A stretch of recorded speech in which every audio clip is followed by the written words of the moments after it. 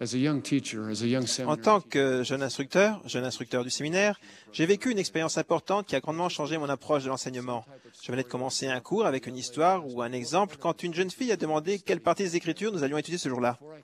Avant même de pouvoir lui répondre, un autre élève a répondu en disant « Il ne peut pas nous le dire jusqu'à ce qu'il trouve un moyen de nous faire ouvrir les Écritures. » Nous avons tous souri, mais la vérité est que c'était un peu blessant.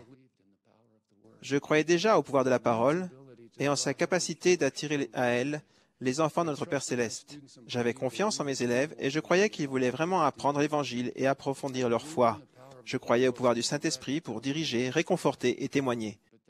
Mais le commentaire de mon élève semblait jeter un doute sur le fait que mon enseignement reflétait mes croyances en ces choses. J'ai décidé, ce jour-là, que mes méthodes pédagogiques seraient toujours en accord avec ce que je croyais au sujet du pouvoir de la parole, de ma confiance en mes élèves et au Saint-Esprit. Afin d'être des instructeurs talentueux de la parole de Dieu, nous devons en payer le prix en études personnelles et en préparation, afin de maîtriser le contenu des Écritures.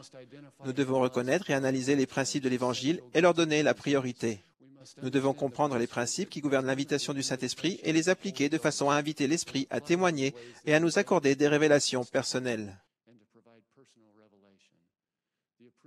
Le programme approuvé, les principes fondamentaux de l'enseignement et de l'apprentissage de l'Évangile et les enseignements des prophètes modernes peuvent nous aider à faire ces choses de façon pertinente et efficace.